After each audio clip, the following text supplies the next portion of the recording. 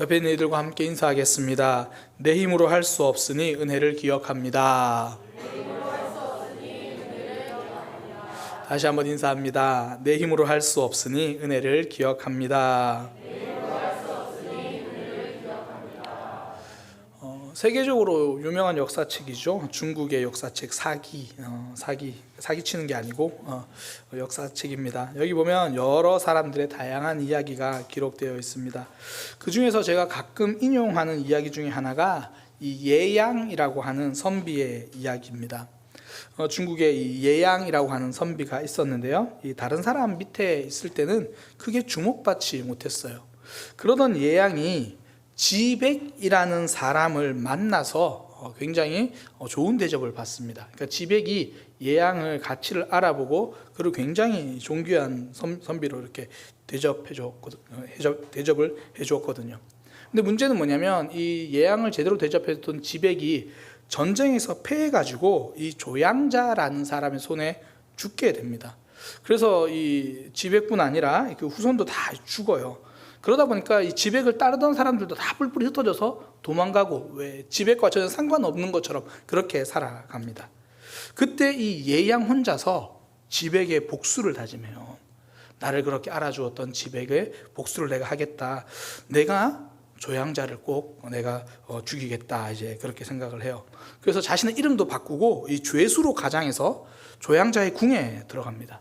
조양자가 화장실에 있을 때 그 틈 타서 그를 죽이려고 하는데 실패해요. 그 일로 잡혔거든요. 조양자가 너는 왜 나를 죽이려고 하느냐? 그러니까 저는 사실 예양입니다. 저는 지백 밑에 있었는데 그 지백의 복수를 갚으려고 한 겁니다. 그러니까 그 이야기를 듣고 조양자가 예양을 풀어줘요. 그러니까 신하들이 왜 풀어줍니까? 그러니까 나는 자객을 조심하면 그만이지만 저 사람은 의로운 자다. 지백이 죽고 그 후손조차 남아있지 않는데 그 가신되었던 그 밑에 신하로 그 밑에 있었다고 지백이 원수를 갖고자 하니까 이거 천하가 알아줄 만한 충신이 아니냐. 그리고 이제 돌려보내줬어요. 근데 문제는 예양이 복수를 포기하지 않았다는 거예요. 돌려줬는데 이번에는 어떻게 하면 나를 못 알아보게 내가 몰래 접근할 수 있을까? 그래서 온몸에 옷으로 칠을 하고 이제 까맣게 분장을 하고 숯을 삼켜서 목소리도 바꾸고 그래서 혹시나 사람들이 날 알아보나 싶어서 시장을 한 바퀴 돌았어요. 아무도 자기를 못 알아보는 거예요. 심지어 자기 아내도 자기를 못 알아보는 거예요. 아마 알아봤는데 창피해서 그러지 않을까. 근데 친구 한 명이 또 알아보고 인사를 하는 거예요. 너 왜 그런 모습이냐? 안 되겠다. 다른 방법을 쓰자. 그래가지고 이번에는 조양자가 말을 타고 지나가는 그 다리 밑에 숨어 있었습니다. 이 다리를 지나갈 때 내가 복수하리라. 근데 말이 그 다리에 가까이 오자 말이 막 놀라는 거예요. 더 이상 안 가려고 하는 거예요.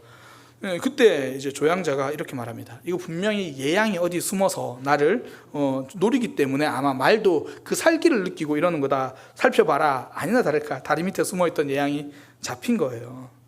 그때 조양자가 예양에게 묻습니다.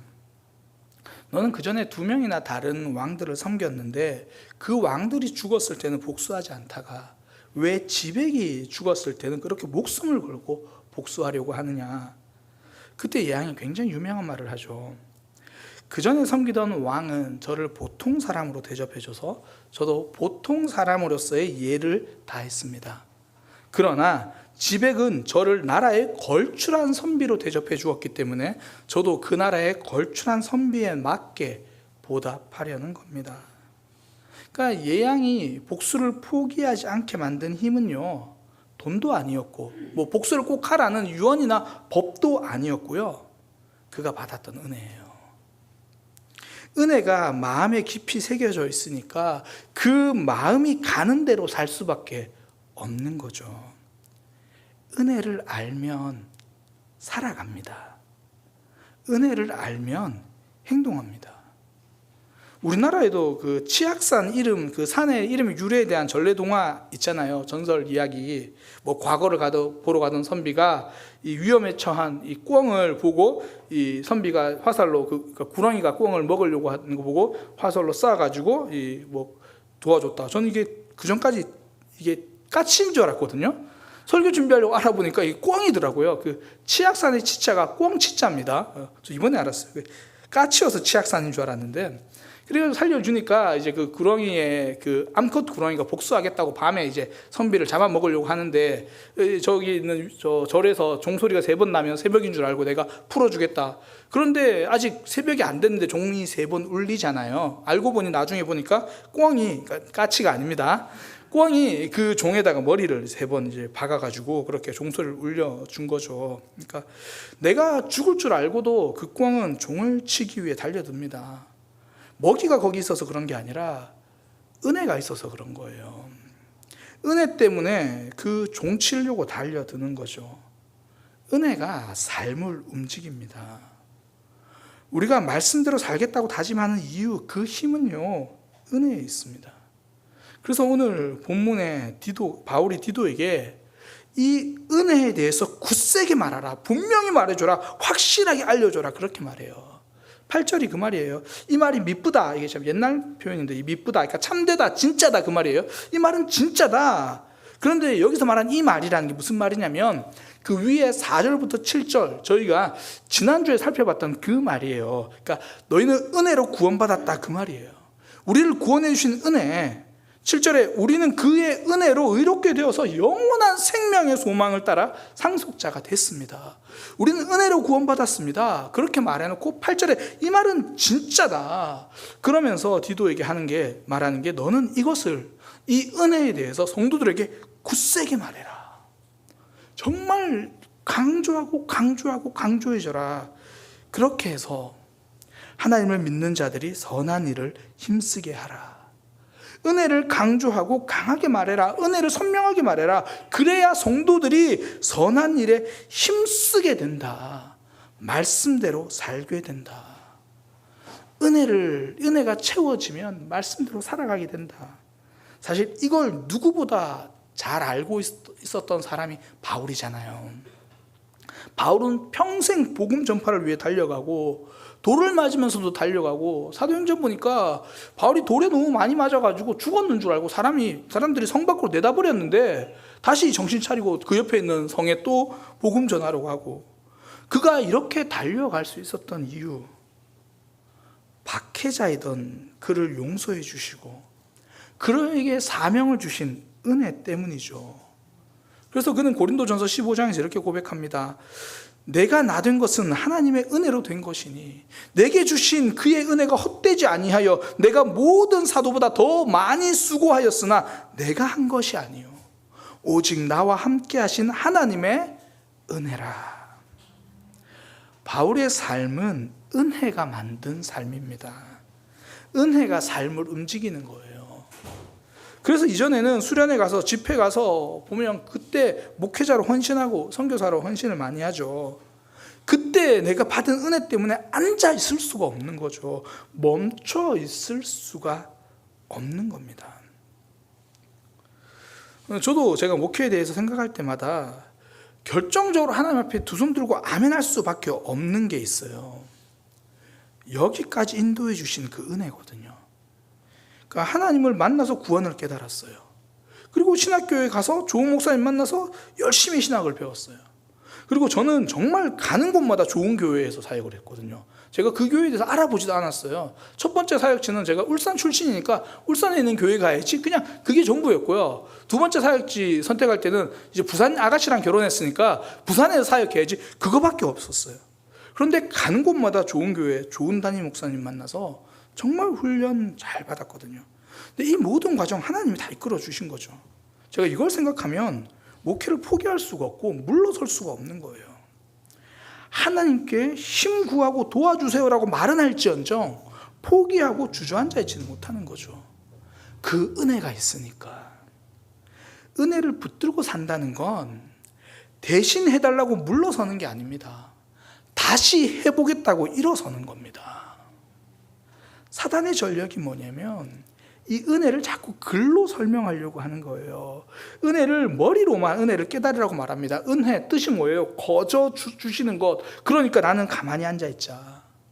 그러니 이렇게 가만히 있어도 된다. 이게 사단의 전략입니다. 이건 은혜를 모르는 삶이거나 은혜를 무시하는 삶이죠. 은혜는 삶을 내몰아가요. 은혜가 삶을 만들어냅니다. 오늘 본문에서 바울은 디도에게 너무 선명하게 말하는 거죠. 은혜에 대해서 특별히 강조해라. 그러면 성도들이 선한 일에 전념하게 된다. 은혜에 대해서 강조하면 선한 일을 살아가게 된다. 이 조심이라는 단어 자체가 이 원어에서는 이 중요하게 더 강하게 이런 뜻입니다. 그러니까 선한 일에 대해서 정말 굳세게 살게 된다. 그래서 성경도 보면요, 성경 첫 장을 딱 펴보세요. 무슨 이야기가 나오냐면 하나님의 일하심이 적혀 있어요. 태초에 하나님이 천지를 창조하시니라. 창세기 1장은 통틀어 하나님의 일하심입니다. 세상을 창조하신 하나님, 나를 만드신 하나님, 그 은혜를 먼저 알려주시는 거예요. 그 은혜가 우리를 일어서게 만들고 우리를 전진하게 만들기 때문이거든요. 하나님의 백성들에게 뭔가 말씀하시고 명령하시려고 할 때 주로 말씀하시는 패턴이 있어요. 과거 이야기를 하십니다. 이게 과거를 우려먹으려고 하시는 게 아니라 은혜를 기억하라는 거예요. 출애굽기 19장에 보면 정말 멋진 사건이 있습니다. 하나님과 이스라엘 백성들이 언약을 맺는 장면이에요. 더 정확히 말하면 하나님이 프로포즈 하시는 장면입니다. 너희가 나와 함께 언약을 맺어서 너희는 내 백성이 되고 난 너희 하나님이 되고 싶다. 우리 그거 하자. 프로포즈 하시거든요. 그 프로포즈 전에 하나님이 하신 말씀, 그 4절에 보면요, 내가 애굽 사람에게 어떻게 행하였는지, 내가 어떻게 독수리 날개로 너희를 업어서 내게로 인도하였는지 너희가 보았느니라. 과거 이야기를 하세요. 과거를 우려먹겠다는 게 아니죠. 내가 너희들에게 그렇게 은혜를 주었다. 너희는 은혜 받은 사람이다. 그런 너희에게 은혜를 베풀었던 내가 너희를 거룩한 백성, 내 백성으로 삼겠다는 거죠. 우리가 말씀 앞에 서면 자신이 없고 두려울 때가 많잖아요. 서신서, 특히 디도서 2장 1절부터 바른 교훈이라고 시작해서 2장 2절에 늙은 남자들은 이렇게 하고 나이 든 여성들은 이렇게 하고 또 젊은 여성들은 이렇게 하고 막 읽을 때마다 내가 한 건 하나도 없고 내가 해야 할 것만 다 적혀 있고 막 굉장히 힘들죠. 두렵죠. 지켜야 할 말씀 자신 없잖아요. 또 무엇보다 이전에 이렇게 살지 못했던 내 모습이 너무 초라하게 느껴지잖아요.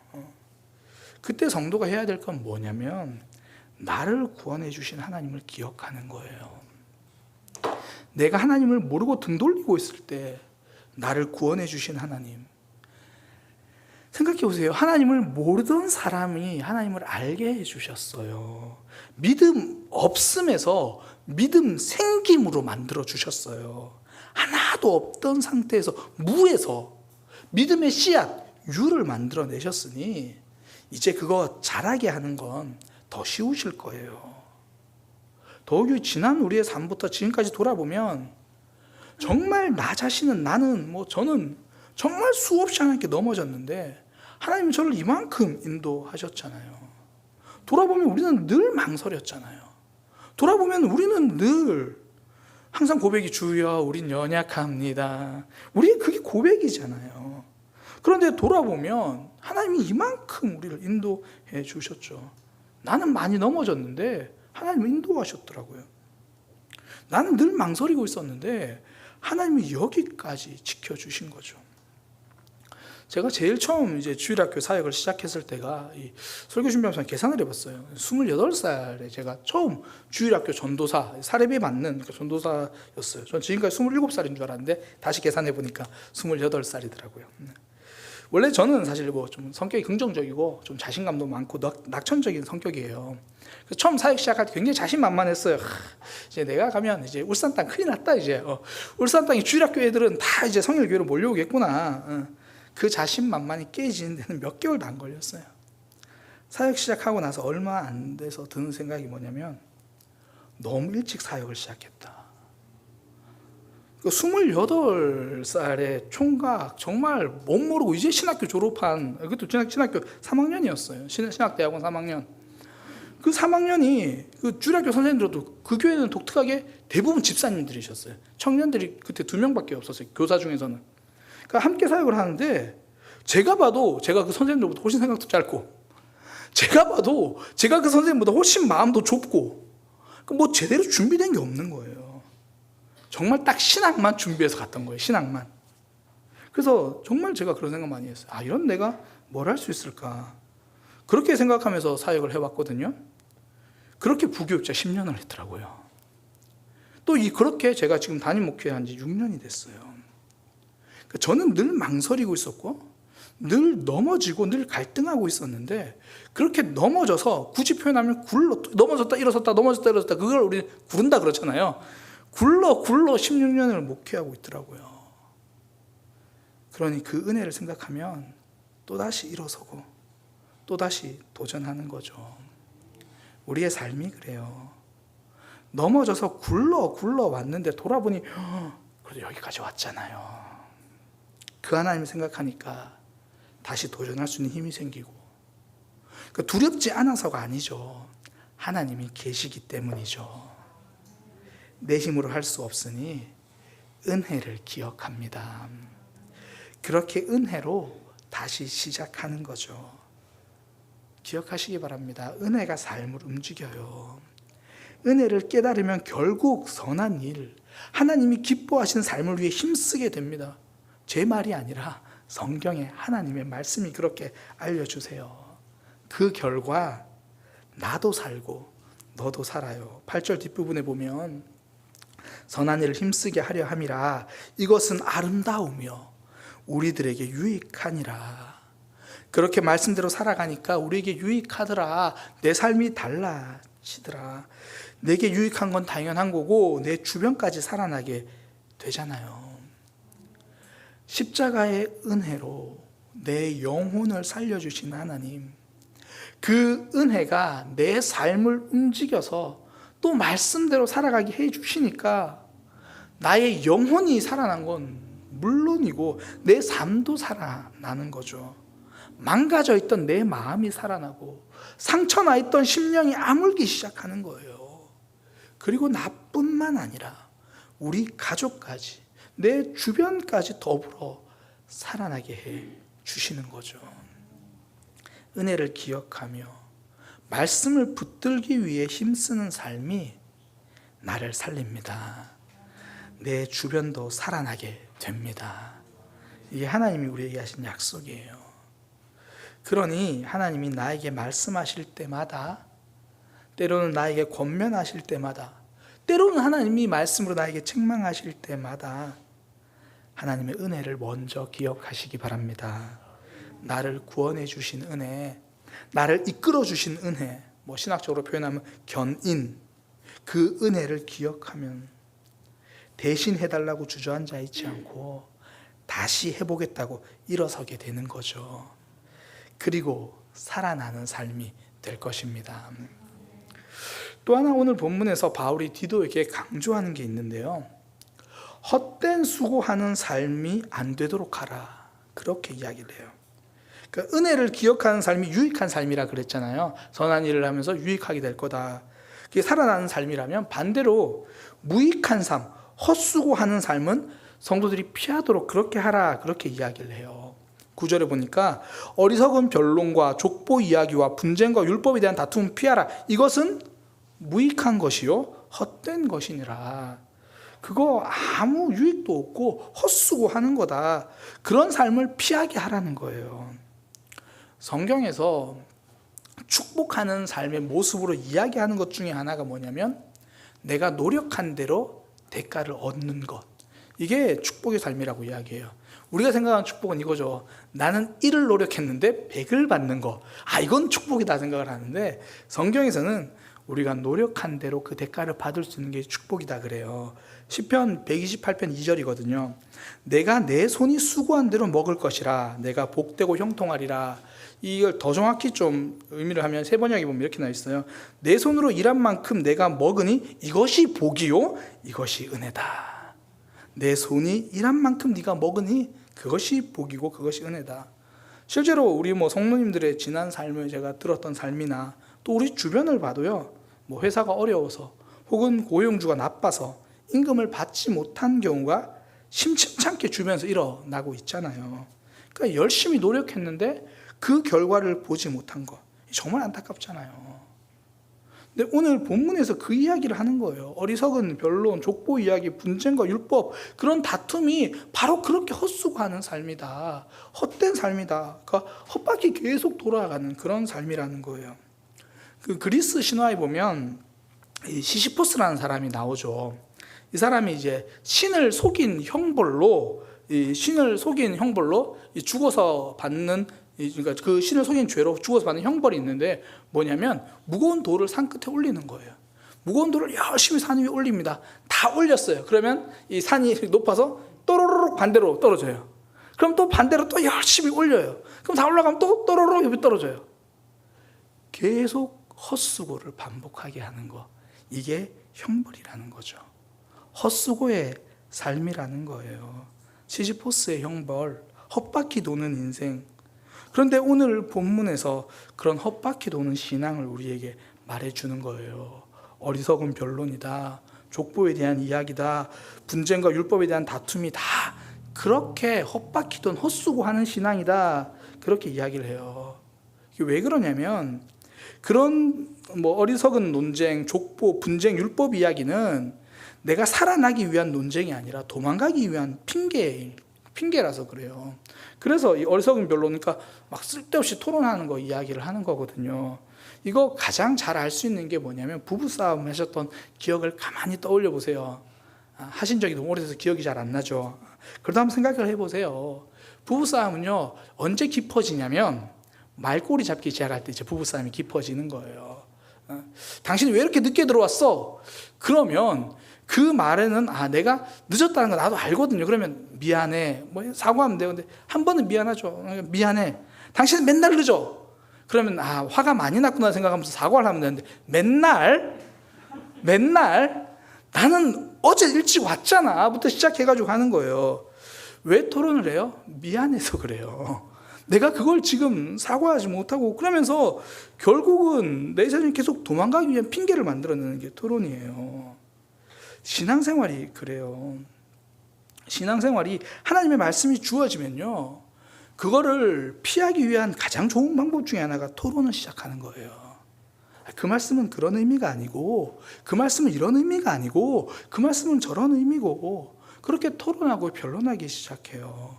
성경은 그걸 어리석다 그래요. 어리석은 변론. 이게 논리적으로 말이 안 맞아서 어리석다는 게 아니고요, 내가 순종해서 살 길을 버리고 도망가는 모습이기 때문에 어리석다는 거예요. 하나님과 멀어지니까 어리석다는 거죠. 제가 오늘 아침에 이제 헬스장에서 열심히 운동을 하는데 앞에서 어떤 분이 자전거를 타면서 그 TV를 보더라고요. 저는 뒤에서 운동을 하는데 그 TV가 계속 보여요. 계속 봤어요. 보니까 요즘 상담가로 많이 나오는 우리 아이 달라졌다고 하는 그 오은영 박사님이 나와서 부부 클리닉을 하는데 보면 남편과 아내가 계속 싸우더라고요. 제가 헬스를 하는데 막 힘이 빠져요. 그 싸우는 모습을 보니까. 그런데 그런 이야기를 하더라고요. 왜 화를 내냐? 미안하니까 화를 낸다는 거예요. 해결하기 위함이 아니죠. 피하기 위함이에요. 도망가기 위함이에요. 그러니까 어리석다는 거예요. 그게 해결되어져야 되는데 계속 문제가 커지니까. 그래서 이 토론 자체가 그렇다는 거예요. 그러니까 열심히 토론했어요. 근데 그거 다 헛바퀴예요. 하나님과 더 멀어지니까. 족보도 마찬가지예요. 이 족보라는 게 어떤 의미냐면, 주로 이제 디도서에서 그리스도의 교회를 힘들게 했던 사람들이 이 헬라파 사람들이거든요. 그러니까 유대인들, 정통 유대인들. 그러니까 이들이 주로 말하는 게 뭐냐면 어느 지파 출신이냐는 거예요. 넌 어느 지파 출신이고 어느 족속이고. 왜 이런 걸 강조할까요? 내가 신앙생활 제대로 하지 못하지만 난 그래도 이 베냐민 지파 출신이고 거기 누구 족속 밑이야. 그게 내 신앙을 보장한다고 생각해요. 이 신약 성경에 넘어와서, 구약 성경 말고 신약 성경에 넘어와서 베냐민 지파 이렇게 말하면 굉장한 지파예요. 왜 그러냐면 이 포로 귀환 이후에 유다하고 베냐민 지파 외에는 공식적인 지파는 거의 사라졌어요. 그래서 베냐민 지파이라면 혈통 있는 그런 신앙생활을 해왔다는 거죠. 그런 족보에 대해서 이야기를 계속하는 거. 그렇게 이야기를 하면서 내 모습이 하나님 앞에 바로 서지는 않고 계속 그거 붙들고 있는 거예요. 오늘날 우리의 삶으로 이야기하면 그거죠. 내가 10년 전에 만난 하나님. 그거 계속 붙들고 이야기하면서 오늘 내가 은혜 받지 못함을 계속 그 뒤에 숨는 거죠. 그러니 내가 굉장히 간증이 많은 것 같은데 그 이야기가 다 헛바퀴 도는 삶이죠. 내 신앙이 하나님께 나아가지 못합니다.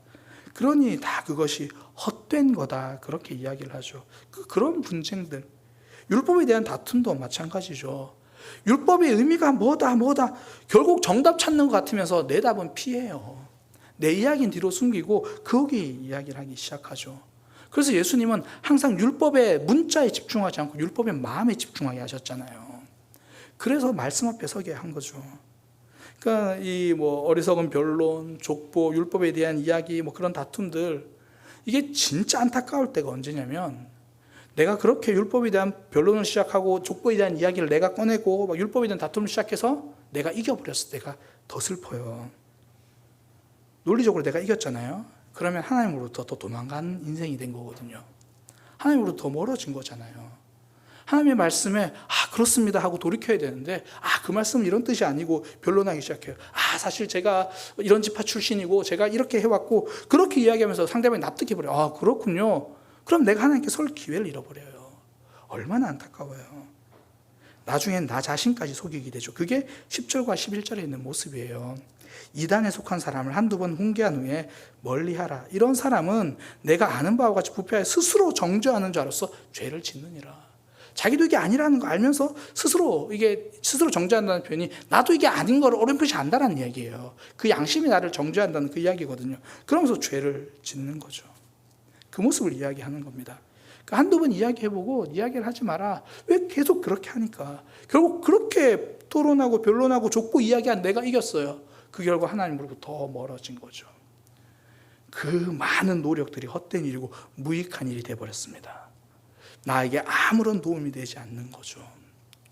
지금 바울은 디도에게 그리데 교회 성도에는, 그리데 교회 안에는 그런 일이 없도록 하라, 그런 일을 피하도록 하라, 그렇게 이야기를 해요.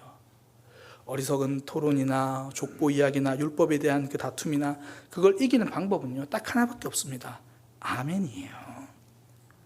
토론하기 전에 그냥 아멘하면 돼요.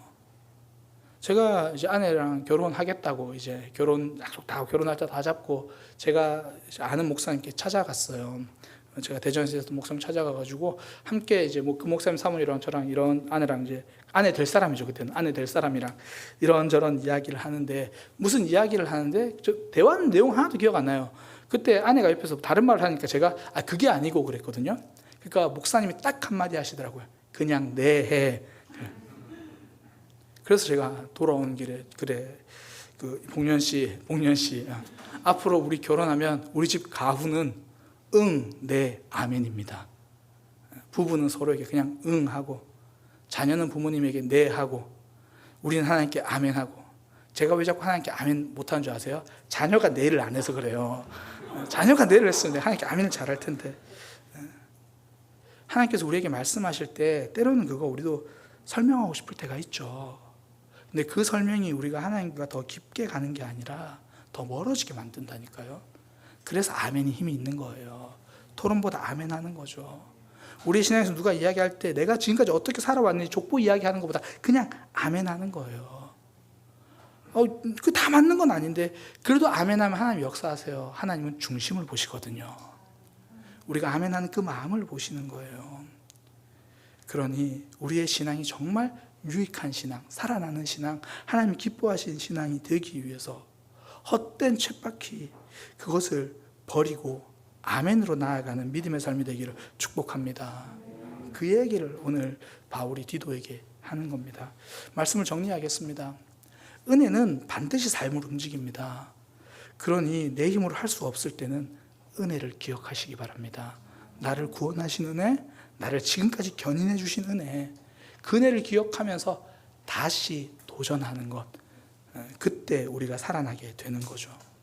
반면에 살아나지 않고 헛바퀴 도는 삶, 헛바퀴 신앙 피해야 합니다. 그 답은 아멘이에요. 하나님 앞에 아멘하는 믿음의 삶 되기를 축복합니다. 기도하겠습니다.